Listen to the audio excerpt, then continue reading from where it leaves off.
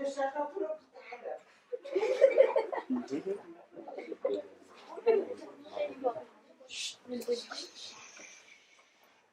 Oscar.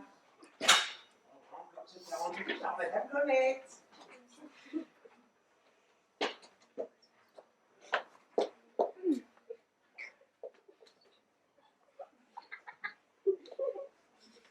Et je t'entends. Allez.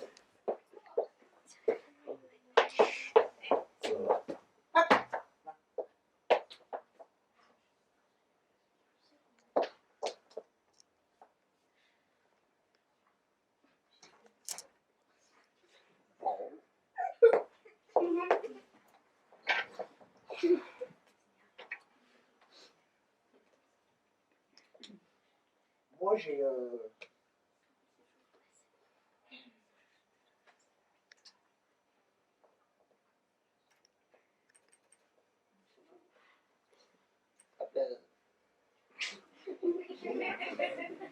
Décollage immédiat, décollage immédiat. Hop là.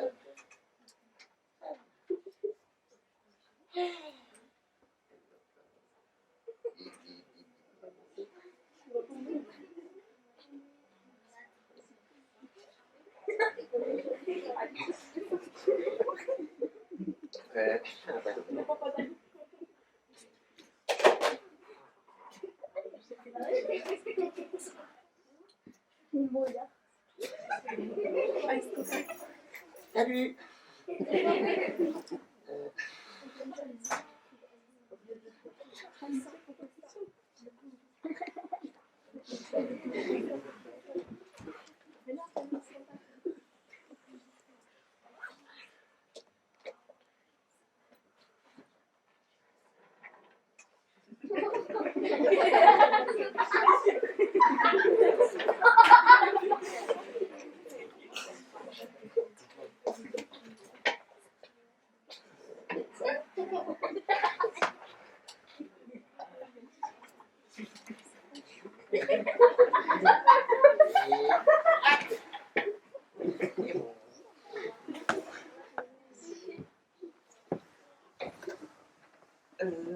Pardon. Vous auriez pas vu un gamin grand comme ça? Ouais, mais en pyjama jaune. Et puis aussi, il a plein poil sur le caillou. Alors, vous l'avez vu ou pas? Bah vous dites non, vous n'avez même pas regardé, il faut chercher un peu là. Ah là là là là. C'est grand comme ça, c'est fatigué déjà. Allez la chercher, regarde là en dessous là. Bah, vous allez vous remuer, ouais, vous regardez en dessous. C'est Franchique et Lambert, toi tu peux pas. Bah voilà. Tu peux te cacher n'importe où, hein. Je vous cherche. C'est un travail d'équipe, hein. Donc t'as des grandes jambes, toi, hein.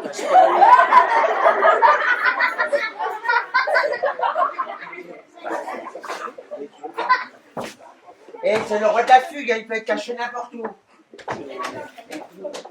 Bah oui, la dernière fois, on l'a retrouvé enfermé dans un placard à balai. Puis une fois dedans, bah, il s'est rendu compte qu'il n'y avait pas de poignée. Comme si les fabricants, ils avaient peur que les balais, les seaux et les serpillères, ils se passent la malle pendant la nuit.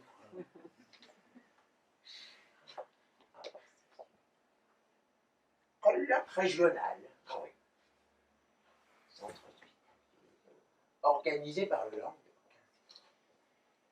Animé par le docteur Petou. Professeur émérite. Ah, c'est un colloque de... Vous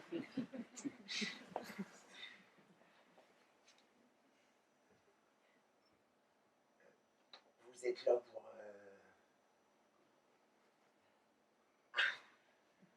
vous dérange. Bah, faites comme si je...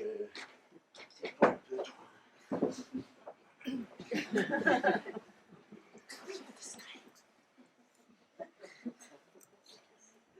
Tu t'appelles comment? Fred. Moi, c'est Lucien.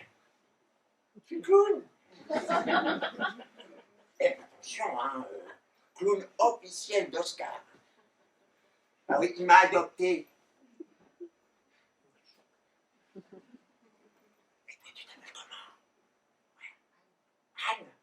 Moi, c'est Lucien. Je suis clown.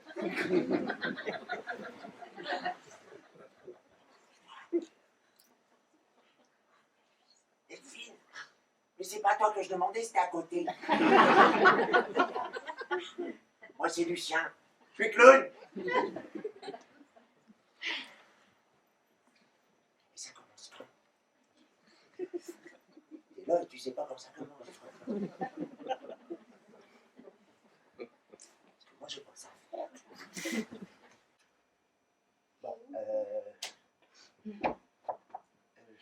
bon, écoutez, je vais continuer à le chercher. Si jamais vous le voyez passer, vous lui dites que Lucien le cherche.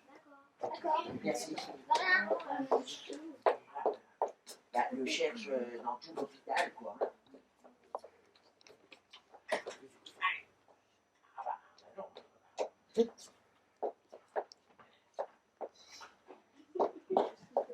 C'est lourd, ce truc. Allez, hop. C'est Lucien.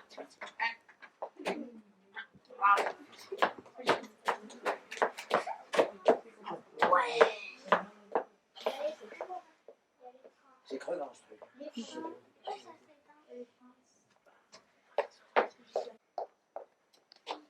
Je vais l'attendre là, finalement.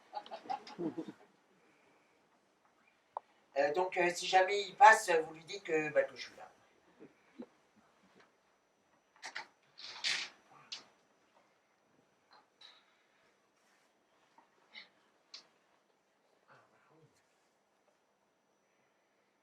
On me voit? Oui.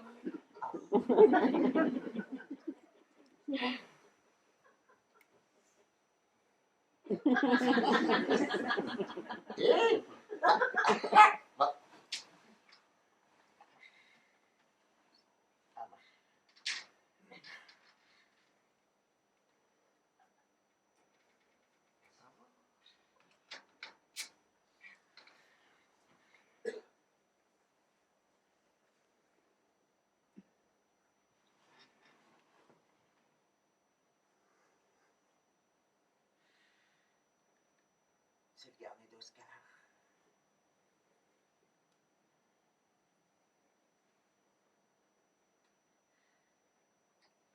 C'est là qui...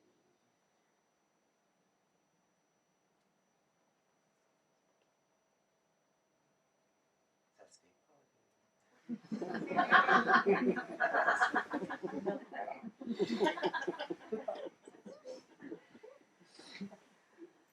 Bon, ben d'accord.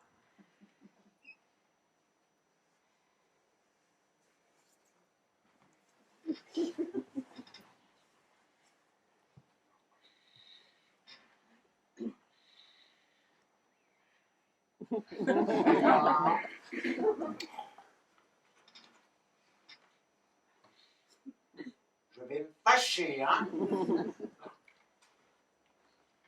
Ah, dis.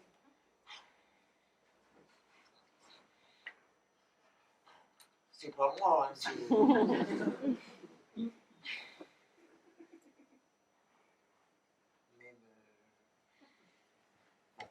on a dit non.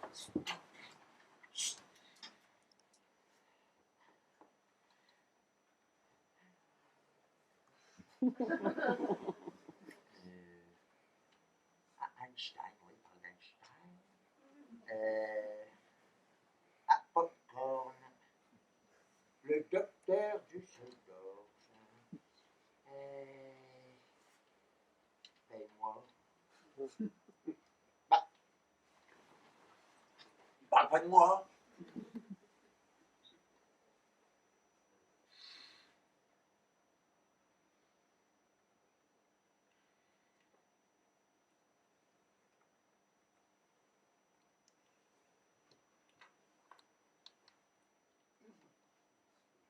Il y a peut-être des informations.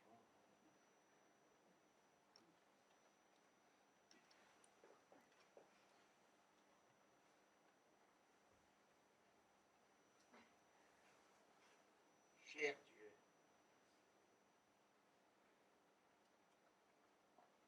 Je m'appelle Oscar, j'ai 10 ans. Je te préviens tout de suite, j'ai horreur d'écrire. Faut vraiment que je sois obligé, parce qu'écrire c'est guirlandes, pompons, risettes, rubans, etc.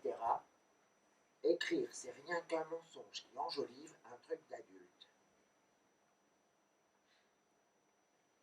La preuve, j'aurais aussi bien pu mettre: on m'appelle Crâne d'œuf, j'ai l'air d'avoir 7 ans et je vis à l'hôpital à cause de mon cancer et je ne t'ai jamais adressé la parole parce que je crois même pas que tu existes. Seulement si j'écris ça, ça la fout mal, tu vas moins t'intéresser à moi. Or, j'ai besoin que tu t'intéresses. Mais ça m'arrangerait que tu aies le temps de me rendre 2 ou 3 services. Vous demandez des trucs à Dieu, vous? Je t'explique. L'hôpital, c'est un endroit super sympa, avec plein d'adultes de bonne humeur qui parlent fort, avec plein de jouets et de clowns qui veulent s'amuser avec les enfants.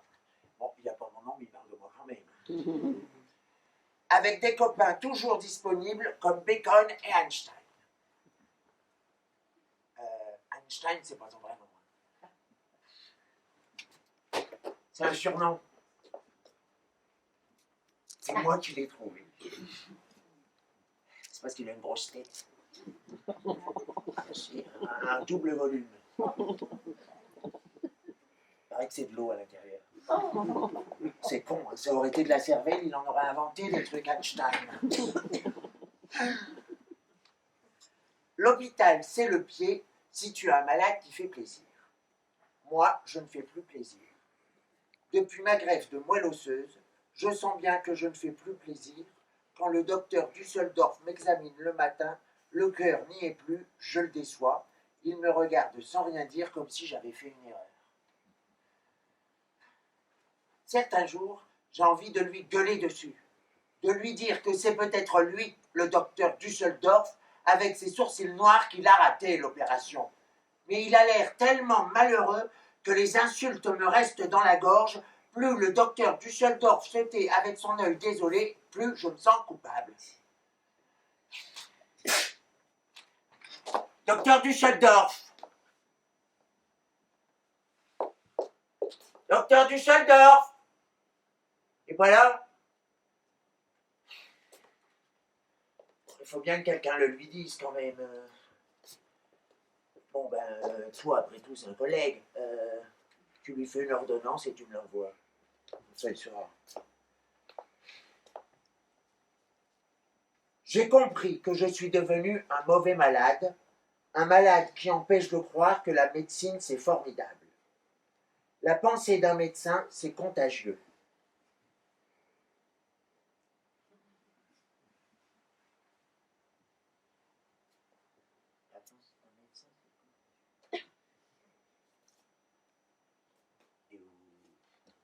On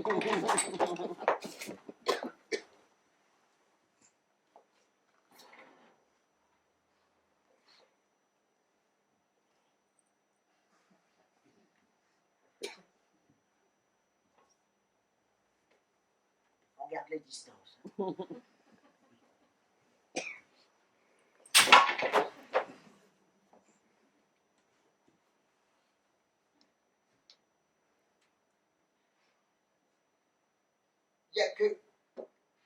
Il n'y a que Lucien qui n'a pas changé. Lucien, il faut que je te le présente. Une fois, j'ai appris un de ses secrets, et avec ça, c'est sur Dieu, tu vas pouvoir l'identifier. On se promenait dans le parc de l'hôpital et il a marché sur une crotte.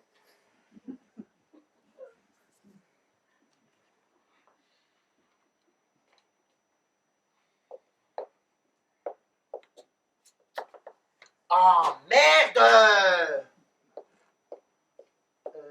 Lucien, tu dis des vilains mots, hein. Toi, le mot me lâche-moi la grappe 2 minutes, je parle comme je veux, hein. Lucien. Ah, et puis bouge-toi le cul, le môme, là. On fait une balade, pas une promenade d'escargot, quoi. Comment se fait-il que tu parles si mal, Lucien? Ah. Déformation professionnelle, mon petit Oscar. Hein. Dans mon métier, si tu parlais trop bien, t'étais foutu. Et c'était quoi ton métier? Catcheur. Je te crois pas. Bah, catcheur, je te dis. On m'avait surnommé l'étrangleur du Languedoc. L'étrangleur du Languedoc contre le charcutier du Limousin. L'étrangleur du Languedoc, l'étrangleur du Languedoc. Et allez! Manu pendant 5 ans contre Diabolique Saint-Clair. Ah, Hollandais, au plus à la place des bras. Tout, ma coupe du monde contre Oula, Oula, dit le chien de plus de taille.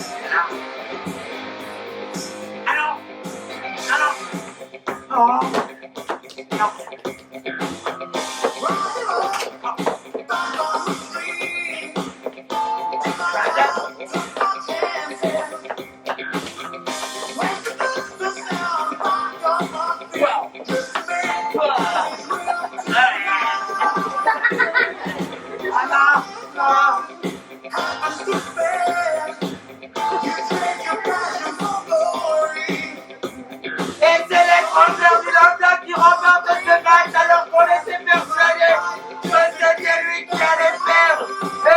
Absolument incroyable!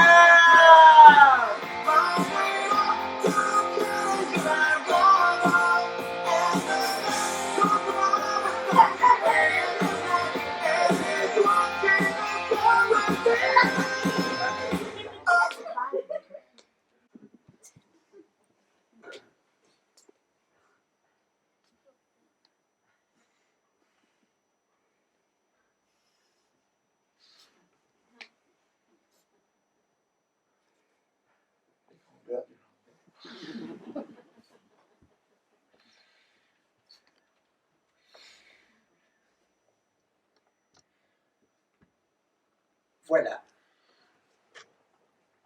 Alors Dieu, à l'occasion de cette première lettre, je t'ai montré un peu le genre de vie que j'avais ici, à l'hôpital, où on me regarde maintenant comme un obstacle à la médecine. Et j'aimerais te demander un éclaircissement. Est-ce que je vais guérir? Tu réponds oui ou non, c'est pas bien compliqué. Oui ou non, tu barres la mention inutile. À demain, bisous, Oscar.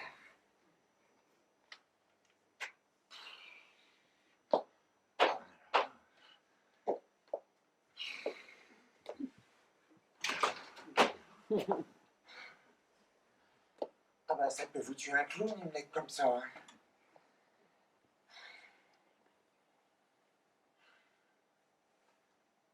J'aurais mieux fait de pas la lire.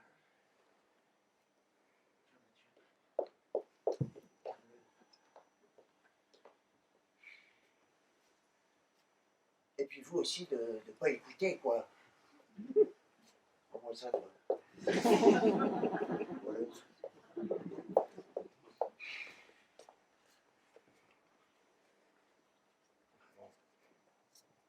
Ce qui est bien, c'est que entre médecins, on ne peut pas. Vous avez tous le serment de l'Hippocrate, là.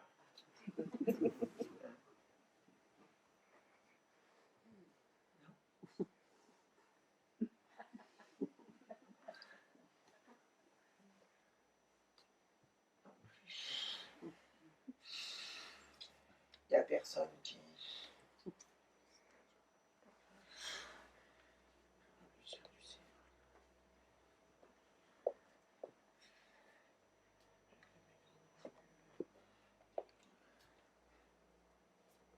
Ah. Oui, je sais. On va le passer ensemble. Ça, c'est clair. Voilà. Hop. Alors. Comment. Ah bah levez tous une main, tiens. Bon, on va lever les deux, allez. Et bien alors maintenant, vous répétez après moi.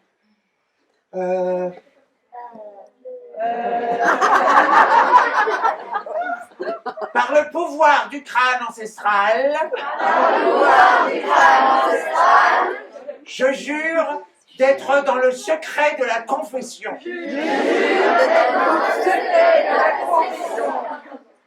J'oblique et j'abdique de ne plus jamais ouvrir la bouche en sortant d'ici.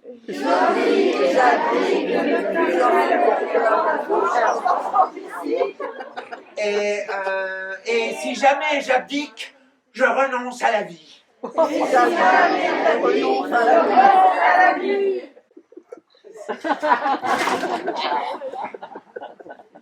Ça, c'est ce qui vous attend si...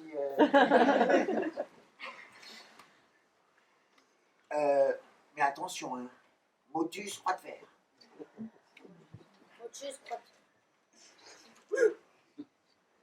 Cher Dieu, ce matin, je jouais aux échecs avec Einstein dans la salle de récréation lorsque Popcorn m'a appelé. Popcorn, c'est parce qu'il est à l'hôpital pour maigrir. Ah bah dis donc, 98 kilos à 9 ans. 1m10 de haut sur 1m10 de large. Le seul vêtement dans lequel il rentre en entier, c'est un de polo américain là. Et encore, hein, les rayures, elles ont le mal de mer. Franchement, ça fait pitié de voir comment il a faim. Alors du coup, les autres, ils lui donnent leur reste. Oui, et je le sais que normalement on n'a pas le droit. Mais les infirmières, elles ont pas donné l'exemple et puis arrêté de lui fourrer des suppositoires, quoi. Popcorn est venu me prévenir que mes parents étaient là, ce qui n'était pas possible. J'ai laissé tomber le jeu et je l'ai suivi dans sa chambre qui donne sur le parking.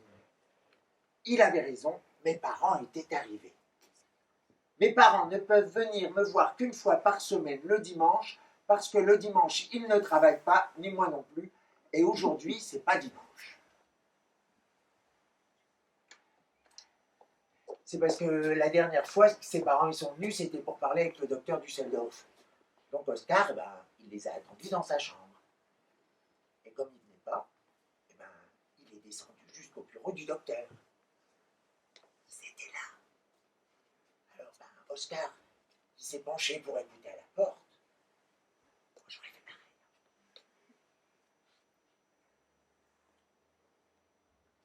Et c'est là que tout s'est détraqué. Il a entendu ce qu'il n'aurait pas dû entendre. Et puis après, quand ses parents ils ont voulu sortir, il s'est précipité dans le premier endroit qu'il a trouvé. Le placard à balai. Vous vous souvenez? On l'a cherché pendant des heures dans tout l'hôpital. Mais lui, il avait décidé d'embêter la terre entière. Finalement, c'est Madame Da qui l'a retrouvé, la femme de service. Après ça, Oscar, il ne voulait plus parler à personne. Enfin, sauf à moi. Alors, il est remonté dans sa chambre. Il s'est allongé dans son lit.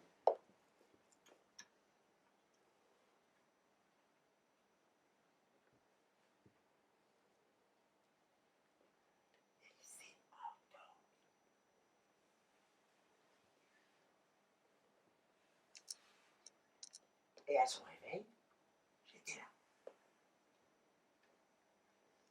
là. Qu'est-ce qui va pas, Oscar? Le docteur Düsseldorf a dit à mes parents que j'allais mourir et ils se sont enfuis. Ça me rappelle mon tournoi à Béthune contre Johan Youplaboum, un acrobate au corps huilé, un languille des rings, un type qui te filait entre les pattes lorsque tu voulais lui faire une prise. Le problème, Oscar, c'est qu'il ne combattait qu'à Béthune, où il gagnait chaque année la Coupe de Béthune. Or, moi, je la voulais, la Coupe de Béthune. Et comment t'as fait, Lucien? Des amis à moi lui lui ont jeté de la farine lorsqu'il montait sur le ring. Huile plus farine, ça faisait une jolie chapelure. En 3 croix et 2 mouvements, je t'avais envoyé au tapis, Johan Youplamo. Après ça, on l'appelait plus l'anguille des rings, mais la morue panée. Je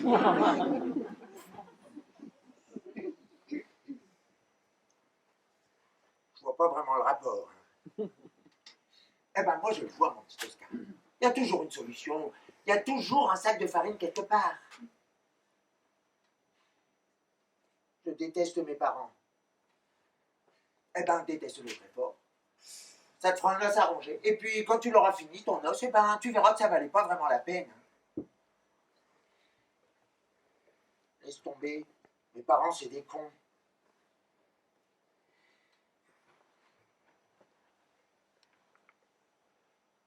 Pourquoi ils me disent pas tout simplement que je vais mourir?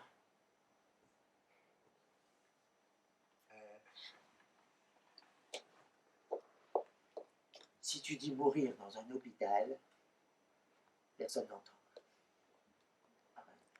Tu peux être sûr qu'il va y avoir un trou noir. Tout le monde disparaît. Alors il a voulu essayer avec son copain Bacon pour voir si lui aussi devenait sourd. Bacon, c'est pas son vrai nom non plus. Hein. Mais nous, on trouve que ça lui va mieux que Yves parce que c'est un grand brûlé. Donc, eh ben, vous me croirez si vous voulez, le Bacon, il est devenu sourd. Alors il a voulu essayer avec moi et voir si moi aussi je devenais dur de la feuille. Ben, qu'est-ce qui va pas encore, Oscar? J'ai l'impression que personne ne veut me dire que je vais mourir. Ben, pourquoi tu veux qu'on te le dise? Si tu le sais déjà, Oscar. J'ai l'impression qu'on a inventé un autre hôpital que celui qui existe vraiment. On fait comme si on venait à l'hôpital pour guérir, alors qu'on y vient aussi pour mourir. Elle est ratée, mon opération, Lucien?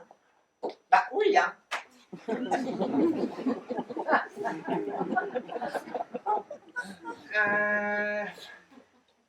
Mais attention, Oscar, hein, tu dis rien, promis. Promis. Si tu veux bien, mon petit Oscar, on va jouer à une vieille légende de divination. Donc, à partir d'aujourd'hui, chaque jour qui passe, ça vaudra pour 10 ans. 10 ans? C'est ça. Un jour, 10 ans. Mais dans 10 jours, j'aurai 100 ans. Oui, c'est ça. 100 ans. Un très très très vieux bonhomme, hein, dis donc. Alors voilà Dieu, ce matin je suis né et je ne m'en suis pas bien rendu compte. C'est devenu plus clair vers les midis quand j'avais 5 ans. J'ai gagné en conscience, mais ça n'a pas été pour apprendre de bonnes nouvelles. Ce soir j'ai 10 ans et c'est l'âge de raison. J'en profite pour te demander une chose. Quand tu as quelque chose à m'annoncer comme à midi pour mes 5 ans, fais moins brutal, merci. À demain, bisous, Oscar. PS, j'ai un truc à te demander. Je serais d'accord pour une petite visite, une visite en esprit. Lucien dit que tu le fais parfois. Je trouve ça très fort, j'aimerais bien que tu m'en fasses une aussi. Si on croit tout ce que je raconte aussi. Cher Dieu, aujourd'hui, on est le 20 décembre. J'ai vécu mon adolescence et ça n'a pas glissé doucement. Quelle histoire! J'ai eu plein d'ennuis avec mes copains, avec mes parents, et tout ça à cause des filles.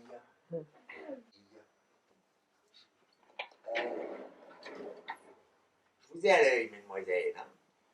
Ouais.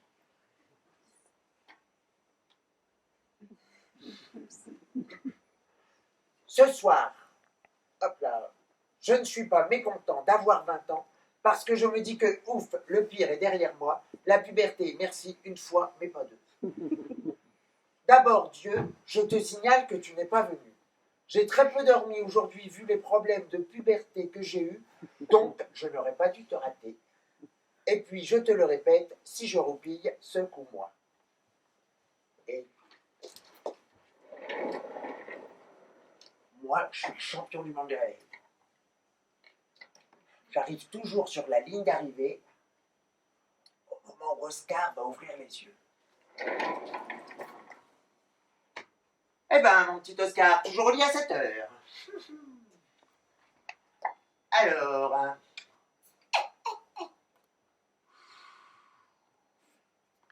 dis-moi un peu, mon petit Oscar, qui c'est que tu aimes bien ici, à l'hôpital?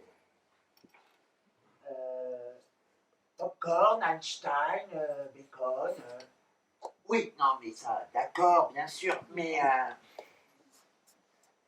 parmi les filles, Peggy Blue. Peggy Blue.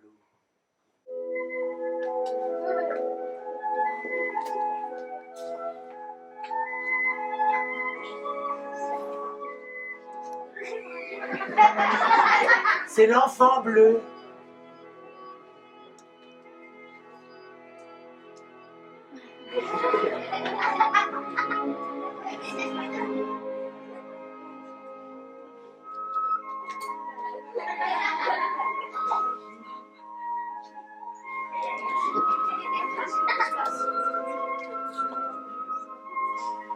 Elle habite là-bas en dernière chambre au fond du couloir. Elle parle presque pas. On dirait une fille qui est venue se reposer à l'hôpital. Et puis, elle a la maladie de bleu. La maladie de bleu, c'est une maladie très rare. Hein. C'est un problème de sang qui prend des sens interdits. Du coup, bah, ça fait des embouteillages, des accidents, et puis ça la rend toute bleue. Enfin, un truc comme ça. Il y a plein de silence et de lumière autour d'elle. On a l'impression d'entrer dans une chapelle quand on s'en va. Il y a plein de lumière et de silence autour d'elle. On a l'impression d'entrer dans une chapelle quand on s'approche. Peggy Blue attend une opération qui la rendra rose. Moi, je trouve que c'est dommage. Je la trouve très belle en bleu, Peggy Blue. Je ne sais même pas si elle sait que j'existe, mais j'avais très envie de la protéger des fantômes qui nous réveillent toutes les nuits et on ne sait pas pourquoi. On a peur parce qu'on ne les voit pas, on a de la difficulté à se rendormir. Moi, ça va, j'ai le sommeil profond, mais Peggy Blue, je l'entends parfois crier la nuit. J'aimerais bien la protéger, mais la nuit, on n'a pas le droit de quitter sa chambre, c'est le règlement. C'est le règlement, c'est le règlement. On s'en fout du règlement. Écoute, Oscar, les fantômes, ils s'en foutent du règlement. Bon, c'est sûr, t'as l'ossature légère et pas beaucoup de beefsteak. Mais la séduction, ça tient pas qu'à l'os et qu'à la viande. Ça tient aussi aux qualités du cœur. Et ça, Oscar, t'en as plein des qualités du cœur. Allez, va la voir et dis-lui ce que t'as sur le cœur. Bah, comment ça, t'es fatigué? T'as quel âge à cette heure-ci? 18 ans? Eh ben, à 18 ans, on n'est pas fatigué. Vous êtes fatigué, vous? Ah non. Bon. Finalement, il a eu le courage d'aller la voir.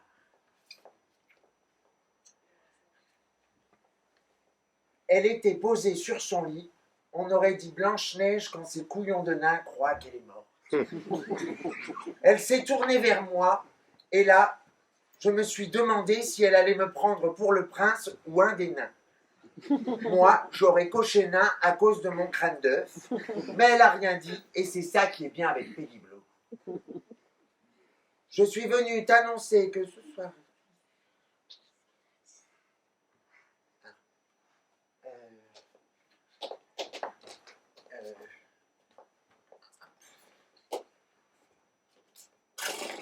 Wow. Oui. Wow.